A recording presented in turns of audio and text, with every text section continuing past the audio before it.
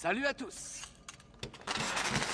Tiens, qui voilà Bonjour à tous. Et oui, je suis toujours vivant et en bonne santé. Ça fait 3 mois qu'il n'y a pas eu de vidéo sur la chaîne. 3 mois. Menteur, pharisien. Et devinez de qui on va parler aujourd'hui? Ben oui, vous êtes pas débiles, vous avez vu la miniature. Qu'est-ce que vous en pensez? Bande de trous du cul. On va parler du roi Arthur, un conte cher à mon cœur puisque petit, comme tout gosse en 5ème, j'ai lu Yvain et le Chevalier au Lion, mais aussi et surtout parce que je suis un grand fan de la série Kaamelott d'Alexandre Astier. Qu'est-ce qui est petit et marron? Un marron. Putain, il est fort ce con. À chaque fois que je le vois, ça me fait chialer. Et avant que vous commenciez à vous exciter, oui, on va parler du film Détendez-vous le périnée. Mais avant ça, on va voir ensemble son histoire. Juste petite info, cet épisode est en partenariat avec l'association Autant Tenter. Il y aura plus d'infos dans la vidéo. C'est parti. Que ça soit dans un bureau ou chez vous, dans une chambre, vous fermez à double tour parce que c'est votre moment.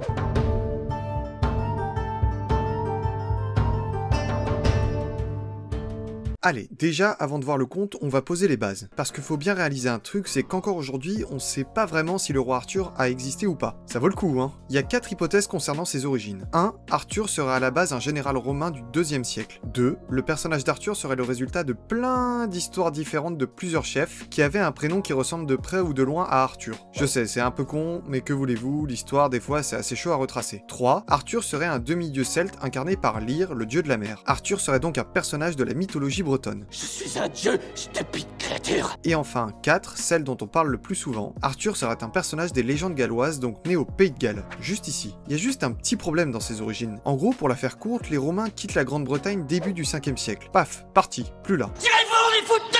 L'armée romaine laisse derrière elle un pays ultra instable, sombre et violent, jusqu'à l'apparition du roi Arthur qui sauverait tout le monde et remettrait de l'ordre dans tout ce foutoir. Il y a quand même un hic, et un hic de taille. Il y a 0 texte qui mentionne un roi Arthur qui aurait fait ça. Le seul texte sur cette période, il vient d'un moine nommé Gildas, et il n'y a aucun roi Arthur qui apparaît dedans. Or, si le roi Arthur avait vécu dans l'histoire, c'est à cette période-là. En fait, Arthur est évoqué dans un bouquin près de 300 ans plus tard. C'est pas rien quand même. Vers 830 dans Historia Britonum, ou l'histoire des Bretons si vous préférez, écrit par Nennius. Il y est décrit comme un dux bellorum, un général romain donc, Je suis Maximus Decius des Anus, commandant en chef des armées du Nord-Pas-de-Calais. qui poutre les Saxons à la bataille du mont Badon. Il y a encore des mentions d'Arthur dans quelques livres au Xe siècle, mais c'est vers 1135-1138 qu'il est vraiment détaillé pour la première fois dans un bouquin, donc encore 300 ans plus tard. C'est à ce moment-là que la légende décolle enfin grâce à un best-seller. Ce livre, c'est l'histoire des rois de Bretagne, écrit par Geoffroy de Monmouth. Ce bouquin s'est vendu à 1 million d'exemplaires. C'est un bestial-seller. Le problème, c'est que Monmouth, pour décrire Arthur, il va s'inspirer de pas mal d'autres trucs, comme d'anciens contes et poèmes gallo-bretons, dans lesquels on voit un roi Arthur parfois super courageux et parfois ultra tyrannique, marié à une reine appelée Guenièvre et entouré de compagnons assez badass. Mais vous fumez, monsieur. Sauf qu'il y a 2 problèmes. Déjà, ce conte date du 7e siècle, hein, je vous fais vite fait le calcul, entre ces 2 époques, il y a 5 siècles de différence. Voilà, ça se pose là. Mais l'autre problème, c'est que Monmouth et ses potes, princes et chroniqueurs de l'époque, ils vont pas s'arrêter là. Ils vont en faire un personnage non seulement assez badass et surpuissant, mais aussi magique. Genre dans les bouquins, il défend la Bretagne contre des ennemis surnaturels. Autant vous dire qu'avec ça, c'est pas gagné pour savoir si le roi Arthur a vraiment existé. Faut toujours que vous veniez foutre votre merde. À croire que les écrivains tiraient aux cartes pour savoir la prochaine dinguerie à mettre dans l'histoire. Et est-ce que ça serait pas le moment de présenter le sponsor de cette vidéo? Je crois bien que si. Mesdames et damoiseaux, laissez-moi vous présenter le Tarot des Arcanes. Pas mal, non?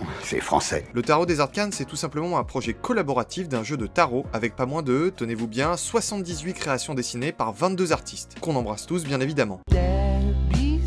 Et attendez, je vous ai pas dit le meilleur. Ça va chier dans les casseroles. Chacune de ces cartes représente un mythe différent. Par exemple, vous avez quelques personnages dont j'ai déjà parlé dans mes précédentes vidéos. Loki, Hadès, Anubis ou encore Osiris. Oh oui, tu es beau, même dans les pays pauvres. Mais vous en avez plein d'autres, comme cette carte avec Shiva, Brahma et Vishnu, les 3 grands dieux de la religion hindoue. Nekomata, une créature de la mythologie japonaise. Mais il était pas censé retomber sur ses pattes, cet enculé. Ou encore le baron Samedi, l'esprit de la mort et de la résurrection dans le vaudou. Et enfin, ma petite préférée, le loup Fenrir, qui provoque le Ragnarok, la fin du monde dans la mythologie nordique. Quel méchant, qu'il est méchant.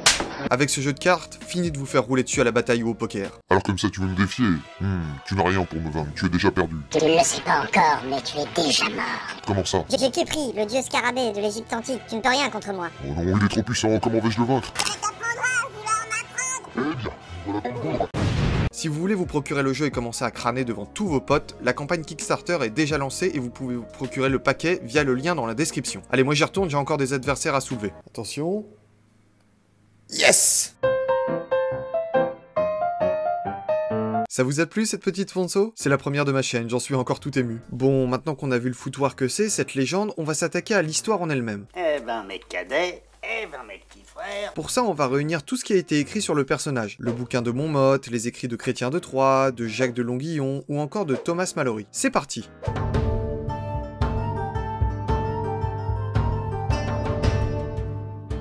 Alors, on va enfin rentrer dans le vif du sujet. Arthur, c'est le fils d'Uther Pendragon et d'Igerne, la femme d'un des vassaux d'Uther. En gros, Uther aurait pris l'apparence du mari d'Igerne grâce à un petit sort de Merlin, pour se glisser dans son pieu, et vous voyez ce que je veux dire. Déjà, ça part sur du joli, ça nous change pas tellement d'habitude. J'ai un palmarès érotique à peu près correct. Arthur, le petit gosse illégitime, naît donc à Tintagel, mais Arthur l'emmène pour le confier à un petit noble, pour le cacher en gros. À sa majorité, son père est mort. On sait pas vraiment comment, mais bon, passons. Il libère alors Excalibur, l'épée magique, du roc dans lequel son père l'avait planté avant sa mort. Arthur devient donc le nouveau roi des Bretons. Ouais, putain, il est trop chaud. Il fait venir à sa cour quelques chevaliers comme son neveu Gomain ou encore Léodagan de Carmélide, dont il épousera la fille Guenièvre. Et oui, désolé, j'avais que cette image sous le coude. Donc, le royaume de Camelot connaît une super période, tout va bien jusqu'à ce qu'arrive le chevalier Lancelot. Lancelot, du coup, serait le meilleur des chevaliers. Et c'est là que tout commence à partir en sucette. La reine Guenièvre finit avec Lancelot et Arthur, de son côté, commence à fricoter avec l'enchanteresse Camille. Bref, un beau bazar. Lui, c'est peut-être un charreau, c'est peut-être un écœur de gonzesse, mais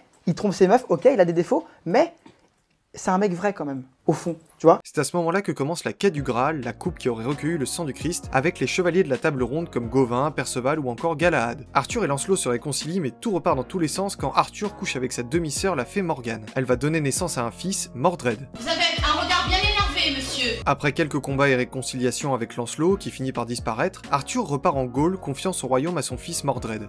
Mauvaise idée. Sauf que Mordred finit par virer un peu mauvais et refuse de céder le pouvoir. À son retour, Arthur affronte Mordred à la bataille de Camelot. Les deux se tuent l'un l'autre et la plupart des chevaliers de la table ronde crèvent aussi. À sa mort, Arthur ordonne qu'Excalibur soit jeté dans un lac proche. L'épée est finalement récupérée par la Dame du Lac et le corps d'Arthur est porté par la fée Morgane jusqu'en Avalon. On est pas bien, paisible, à la fraîche, décontracté du gland. Chouette histoire, non? Je sens que j'ai plombé l'ambiance. Bon, c'est vrai que c'est pas la plus joyeuse ni la plus simple des histoires, mais bon, c'est le résultat d'un conte sur lequel plein d'écrivains ont bossé au fil des siècles. C'est logique que ce soit un tel bazar, non? Bon, maintenant qu'on a vu son histoire, à celui-là, on va voir comment il est évoqué dans notre culture actuelle.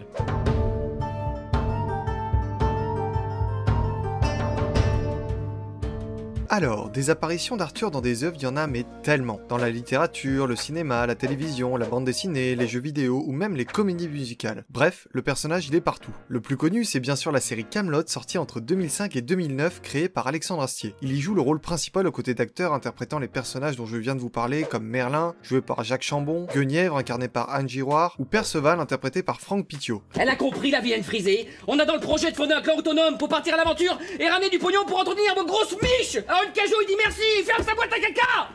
C'est incroyable! Récemment, vous en avez sûrement entendu parler, le premier volet d'une trilogie Camelot est enfin sorti au cinéma. Alors j'éviterai de trop m'étaler dessus, mais je l'ai beaucoup aimé. Pour moi, il reprend l'essence de ce qui fait Camelot. Des discours très bien pensés, une comédie dosée, des personnages mémorables, et transpose parfaitement tout ceci sur le grand écran. Les couleurs et les décors sont incroyables, les acteurs sont à fond, l'histoire est prenante et on ne voit pas le temps passer. Mon principal point négatif, c'est que la première partie reste plus digeste et prend le temps de s'installer, contrairement à la seconde qui a tendance à perdre un peu et à aller trop vite. Si vous cherchez une critique plus longue et constructive, je vous invite à aller voir la vidéo de Léa Blabla sur le sujet. Elle représente bien ce que je pense du film à quelques différences près. Le roi Arthur apparaît dans d'autres films comme le célèbre et hilarant Monty Python Sacré Graal, ce vieux film de 1975 intitulé Le roi Arthur, son autre version sortie en 2004 et la troisième version sortie en 2017 et réalisée par Guy Ritchie. Pour ceux du fond de la classe, c'est le réalisateur de Sherlock Holmes, entre autres. Mais aussi et surtout ce film iconique de notre enfance, Merlin l'Enchanteur. Alors oui, ça se concentre plus sur la relation entre Merlin et Arthur, mais ça reste un grand classique d'animation. Et parfois je me revois encore chanter cette chanson étant mot. Pour la reine, un départ, c'est ce qui fait tout tourne rond. Ça reste dans la tête, ce truc, c'est incroyable. Rapidement, vous avez aussi la célèbre comédie musicale La Légende du roi Arthur avec le chanteur Florent Mothe. Côté jeux vidéo, vous avez moins d'apparitions du roi Arthur. Généralement, c'est dans des jeux tirés des films qui n'ont pas eu beaucoup de succès, donc pas super intéressant. On peut aussi évoquer le projet annulé d'Ubisoft, Avalon, un jeu qui se voulait centrer sur la table ronde, mais qui ne verra probablement jamais le jour. Par contre, un petit jeu bien confirmé paraît assez intéressant, King Arthur Knight's Tale. Un RPG qui a l'air assez dark et semble reprendre l'histoire de Mordred. Donc perso, je garde un œil dessus. Je pourrais aussi vous citer tous les livres dans lesquels lequel Arthur apparaît, mais bon, pour une fois, je vais vous l'épargner. Par contre, côté manga, on peut par exemple citer Seven Deadly Sins, où ce roi joue un rôle assez important. N'hésitez pas à me dire dans les commentaires quelle œuvre avec le roi Arthur vous a marqué. Voilà, la vidéo est terminée, j'espère qu'elle vous aura plu. Encore un grand merci au Tarot des Arcanes d'avoir sponsorisé cette vidéo. Spéciale mention au travail de Saltyberry sur les 2 nouveaux chibis que vous avez pu voir, n'hésitez pas à aller la follow sur Twitter. Quant à moi, je vous dis à très vite sur Twitch ou TikTok. Bon bah voilà, on a encore gagné, la roue a enfin tourné. Putain, comme live de reprise, c'est sympa quand même. N'hésite pas à t'abonner si la vidéo t'a plu et on se revoit dans 4 mois sur YouTube. Au revoir.